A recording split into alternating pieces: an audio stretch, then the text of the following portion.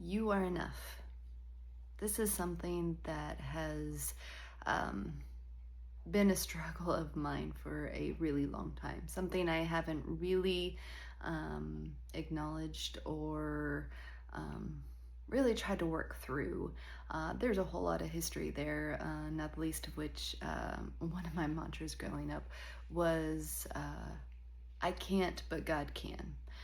There's a lot of truth to that, and at the core, I do believe that. However, really, what was happening when I told myself was I was focusing on the I can't, and that began to instill a way of thinking that was unhealthy.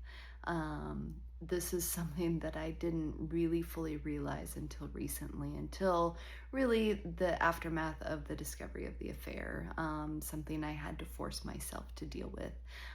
One of my favorite resources on this is the book called Enough. And it's by Sharon James. I posted a blog about this. It's on there. It's on my website as a resource. I highly recommend going to that and using that as a resource. But really, at the core, what this has done was really gave light to a lot of my struggles, and really in a lot of ways allowed me to see that I'm not the only one going through this stuff. You're not the only one going through this. There's a whole lot that we as women especially tell ourselves that is unhealthy, is a unhealthy way of thinking and of doing life. And this really helped me reorient and reframe my thinking. One of my most valuable tools that I do now is I remind myself daily. Daily reminders. I wear a bracelet now. I don't know if you can see it. It says, "You got this." Never would have done that before. Never would have thought that before.